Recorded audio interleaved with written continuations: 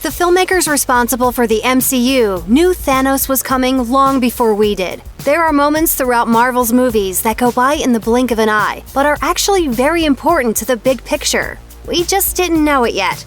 Here's your spoilers ahead warning. We are saying what's important to Endgame, we think, but we aren't spoiling specific plot points to Endgame. We're just using the clues from past films. So you're safe, unless we're right about everything, and if so, oops. It's an easy thing to forget. Behind his high-tech armor and sarcastic facade, Tony Stark is still only human. He's not physically the strongest of the Avengers, but Stark certainly has the strongest personality. Security breach. It's on you. Mr. Stark? Phil, come in. Phil. I can't stay. His first name is Agent. Tony Stark's plucky personality makes it easy to forget that he's ultimately fallible. Rather than being all wit and one-liners, Tony struggles with a feeling of powerlessness after the Battle of New York, and it's a feeling that we would never have associated with such a powerful figure. In Iron Man 3, Tony has flashbacks to the black maw of the wormhole that he never thought he'd come out of. His knowledge of the reality of what's out there in space, especially civilizations with bigger, badder weapons, haunts him, plaguing him with PTSD flashbacks and nightmares. In Avengers Age of Ultron, this fear of the danger lurking in space manifests in the nightmarish hallucinations that Scarlet Witch subjects him to. Tony sees Black Widow, Cap, Thor, all of his friends, broken and dead. You could have saved us. In a way, this turns out to be a vision of the future. In Infinity War, as hard as he tries, Tony is unable to stop Thanos from getting the final Infinity Stone needed for the big snap. He watches in horror as his friends fall around him, while he stands powerless. We probably can't convince you to watch Thor: The Dark World if you haven't already. And if you have watched it, a single viewing is probably enough. The plot is a tangled web, and Thor is honestly kind of insufferable. At least pretend to enjoy yourself. But while The Dark World is among the weakest entries in the Marvel Cinematic Universe, the movie does a phenomenal job of introducing the nature of the Infinity Stones and teasing their future importance. Thor and his girlfriend, Dr. Jane Foster, are thrown into an age-old conflict between Asgard and the Dark Elves. Long ago, the elves had sought to conquer the Nine Realms with the power of the Aether, a red-tinged force created from the Reality Stone. It was sealed away by Odin's own father, but it was unleashed when the Nine Realms aligned. Then it infected Jane. They're only able to destroy the Aether when it's fused with Malekith, the leader of the Dark Elves, but the Reality Stone remains. In a post-credit scene, it's officially called an Infinity Stone. The Tesseract is already on Asgard. It is not wise to keep two Infinity Stones so close together. Because Asgard is already guarding the Space Stone, they send the Reality Stone to the Collector, who we find out has his own goal of collecting them all. Being a superhero isn't your average 9 to 5. You have to fight bad guys all over the world, face down death on countless occasions, and deal with overpowered coworkers who have anger issues. We're looking at you, Hulk. Keeping all that in mind, there's a good reason why the Avengers aren't really the sort of people to settle down and start families. Except, of course, for Hawkeye. Clint Barton lives a double life. Out in the world, he's a deadly archer and agent of S.H.I.E.L.D., but at home, he's a husband and father. In Avengers Age of Ultron, Clint surprised everyone by taking them to his homestead and safe house where his wife and kids live. That's where he was holed up under house arrest during the events of Infinity War, which explains his notable absence from the film's posters. Now, do you know what a Chekhov's gun is? Basically, if a gun appears in Act 1, someone should get shot in Act 2. Well, there's a reason Clint's family was all smiles in Age of Ultron, and every trailer for Endgame showed an angry Ronin-style Clint Barton. Do the math. Wakanda may be an isolated nation that hides its secrets from the world, but that doesn't mean we hadn't heard about it before Black Panther. Wakanda previously refused aid from other countries, and its people rarely venture outside of its borders.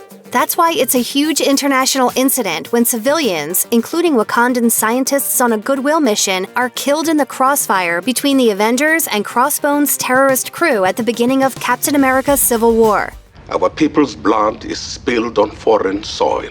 Captain America's shield is made from the strongest material in the world, vibranium. As a former weapons manufacturer, Tony Stark is well aware that Wakanda is the only one place you can get vibranium. It's highly valued on the black market, where disreputable arms dealers like Ulysses Claw operate. We meet Claw just before he loses an arm during an encounter with Ultron in Age of Ultron. When we see him again in Black Panther, he's replaced the appendage with a robotic prosthesis, which makes him all the more dangerous, or at least more badass. The MCU was packed with references to Wakanda long before we ever saw the place for ourselves in Black Panther. Tony Stark and Steve Rogers don't always get along. In fact, it's their disagreements that ultimately tear the Avengers in two. You've been busy. And you've been a complete idiot. But that doesn't mean they're not friends, and friends always have each other's best interests at heart. During the events of Captain America's Civil War, that's what divides Iron Man and Captain America. Each man thinks he knows what's right for their superpowered friends. Fast forward to the end of the movie, after they've been able to punch the ever-loving heck out of one another and feel a little better. Despite their many differences, they still support one another. Tony receives a package, and inside is a cell phone and a letter, which reads in part, "We all need family. The Avengers are yours. Maybe more so than mine." It's the line about family that weighs heavily on Tony's future. The post-credit scene shows a young Peter Parker experimenting with web shooters, and in the following films, we see that Spider-Man is something of an adopted son to Tony. Cap's words resonate even further considering the conversation Tony and Pepper have in Infinity War. Last night, I dreamt we had a kid. So real. We all need family, right? After the big snap, and after countless worlds start crumbling into dust, the Mad Titan himself is taken to a red-tinged plane where nothing exists, save for a familiar-looking arch and the silhouette of a little girl. It's Gamora, the same young Gamora that Thanos met when he killed half the people on her planet. She asks him what his victory cost. Not looking the least bit triumphant, Thanos grimly replies, Everything. But what does that mean? Of course, the scene emphasizes the fact that Thanos really did love Gamora, but the moment is about more than mere reminiscence. In order to get the Soul Stone, Thanos had to sacrifice the soul of somebody he loved. He sacrificed Gamora, and her soul was claimed by the stone. With the power of the Infinity Stones, Thanos wiped out exactly half the population of the whole universe. All those souls have to go somewhere. In the Marvel Universe, anyway. They go to the Soul World, a pocket dimension in the Soul Stone itself. So Gamora's in the Soul Stone. That's what it meant, right? That might be important later. When the first Thor film was released in 2011, magic still wasn't a part of the Marvel Cinematic Universe, only science. Sure, Tony Stark made a flying metal suit and an artificial intelligence so smart that it could backtalk, but that wasn't actual magic, just good old-fashioned engineering. Well, Thor changed all that. Sort of. In a rather romantic scene with Dr. Jane Foster, Thor explains that what people call magic is the same thing as science back where he comes from. Norse mythology interprets the 9 realms as branches of the world tree, Yggdrasil, but we would think of them as planets. Tell me more. The Rainbow Bridge Bifrost creates wormholes in which Asgardians travel, and Asgardians aren't gods. They're a superpowered race of aliens who just so happen to look a lot like humans. We didn't know it back then, but this explanation paves the way for other planets and other civilizations to come into play in the MCU. Asgardians were the first alien species introduced in the MCU, but later films would add the Chitauri, the Kree, and the Skrulls, to name but a few. In some form, the Tesseract has shown up in a number of Marvel films, serving as the MacGuffin in not 1, but 3 movies. In Captain America, we learn that it was originally brought to Earth by Asgard, only to be stolen by Nazis and Hydra. In Captain Marvel, it was given to Project Pegasus by Howard Stark with the goal of making a light-speed engine. It was stolen by Loki in the Avengers, only to be taken back to Asgard and stolen again by Loki in Thor Ragnarok. But another Infinity Stone had been hiding in plain sight. Loki's scepter is special for a reason, and it's not just because it's the season's must-have accessory that perfectly matches his horned helmet. Gifted to Loki by Thanos, the scepter isn't just any old alien weapon. It actually contains the Mind Stone, which is why it can be used for mind control and general evildoing. Once Loki is carted away in chains to Asgard, S.H.I.E.L.D. studies the scepter and is able to discern that it had some kind of connection to the Tesseract. Then it's stolen by Hydra and used to give powers to test subjects like Scarlet Witch and Quicksilver. When the Avengers get their hands on it again, Tony Stark and Bruce Banner discover that within the scepter, something is thinking. I mean, this could be, it's not a human mind. I mean, look at this. Yes, it's the Mind Stone, which is then used to create Vision in order to keep the power away from Ultron. Got that? Good.